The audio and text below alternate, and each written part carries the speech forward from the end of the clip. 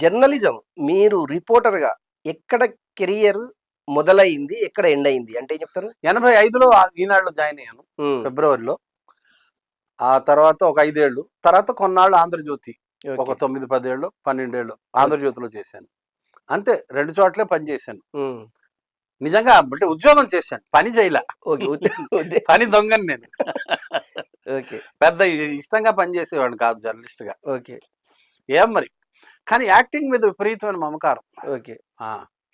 Acting చాలా చాలా శ్రద్ధగా చేస్తా నేను. చాలా మంది చెప్తారు, నువ్వు మామూలుగా అయితే చాలా అల్లరి చిల్లరగా ఉంటావు, but once you appear before the camera you are a different man అంటారు. ఆ పాత్రలోకి ఒదిగిపోతాను. డైరెక్టర్ ఏదైతే ఇప్పుడు ఒంగోలు గిత్త సినిమా ఉంది, 42 రోజులు షూటింగ్ అయింది. నాకు సొంతంగా పెద్దగా యాక్టింగ్ రాదు, నేను సొంతంగా చేయలేను.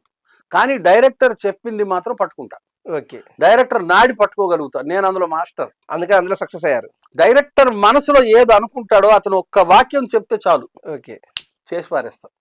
I will make the director happy. ఈ జర్నలిజం వృత్తిలో మీరు బెస్ట్ గా రిపోర్టింగ్ చేసిన సందర్భం ఏదైనా? ఏమి లేవబ్బా, నేను మామూలు కల్చరల్ రిపోర్టింగ్ చేసేవాడిని.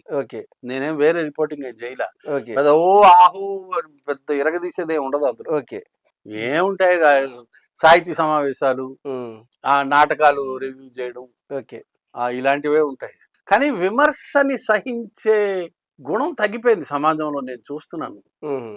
నేను జర్నలిజంలో పనిచేసే రోజుల్లో కూడా గమనించింది ఏంటంటే ప్రజలు విమర్శని స్వీకరించట్లేదు. రీజన్ ఏమై ఉండొచ్చు? ఎందుకో టోటల్ గా సమాజంలోనే ఇంటాలరెన్స్ పెరిగిపోయింది. దారుణమైన ఇంటాలరెన్స్ ఉంది. ఎవరిని ఏ విషయంలోనూ ఏమాత్రం సహించట్లా, విరుచుకుపడిపోతున్నారు.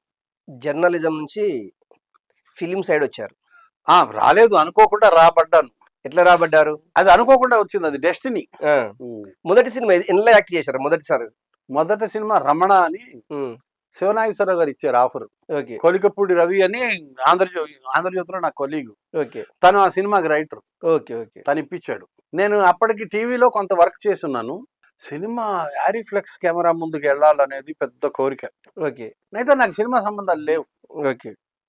సినిమా సంబంధాలు లేకపోవడంతో సినిమా ముందు వెళ్ళాలి, సినిమాలో యాక్ట్ చేయాలని బలమైన కోరిక ఉండేది. కరెక్ట్గా ఆ టైంలోనే మా కొలికపూడి రవి నా కొలీగు, తనకి సినిమా ఆఫర్ వచ్చింది. కథా మాటలు రాస్తున్నాడు రమణ అనే సినిమాకి. రవి వెళ్ళి బతిమాలుకున్నా, రవి రవి రవి నాకు సినిమా చేయాలని ఉంది, ఇంతవరకు నాకు సినిమా ఆఫర్ రాలేదు, నాకు సినిమా సంబంధాలు బొత్తిగా లేవు అని. అంటే సరేలే చెప్తాలే అన్నాడు. శివనాగేశ్వరరావు గారికి చెప్పాడు. చెప్తే ఇలా కిషోర్ దాస్ అంటే ఇద్దాం లేదో క్యారెక్టర్ అన్నారు, ఇచ్చారు. ఆ రోజు షూటింగ్ స్పాట్ లో గోడ మీద స్క్రిబ్లింగ్ ప్యాడ్ గోడ మీద పెట్టి నిలబడి డైలాగులు రాశాడు నా కోసం ఆ సినిమాలో. అలాగా ఆఫర్ వచ్చింది. శివనాగేశ్వరరావు గారు ఓకే చేశాను. ఆ తర్వాత శివనాగేశ్వరరావు గారు ఇంకో 2-3 సినిమాల్లో కూడా వేషాలు ఇచ్చారు. నేను ఒక్కసారి ఎవరికైనా పని చేస్తే నాకు మళ్ళీ పిలుస్తారు. శివనాగేశ్వరరావు గారు చేసిన అన్ని సినిమాల్లో నాకు వేషాలు ఇచ్చారు. కమిట్మెంట్ గా పనిచేస్తారని.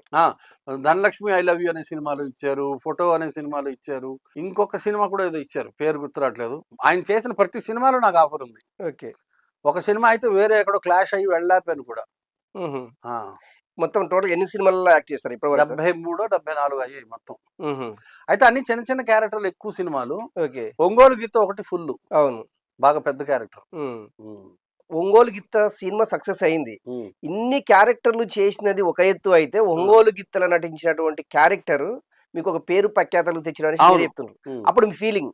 ఇప్పటికీ బయటకు వెళ్తే ఒంగోలు గిత్తలో చేశాడు అంటారు. నేను ఎన్నో టీవీ షోలు చేశాను, ఏళ్ల తరబడి చేశాను.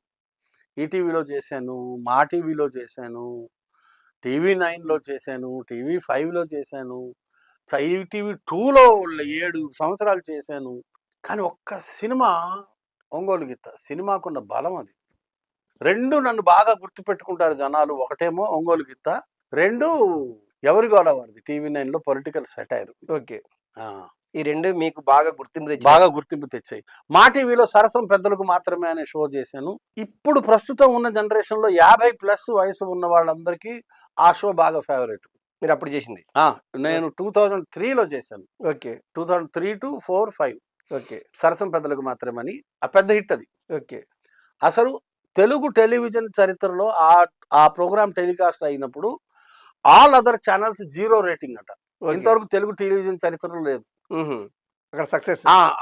ఆ టైంలో ఏ టీవీలో ఏ ప్రోగ్రామ్ ఎవరు చూసేవారు కాదట.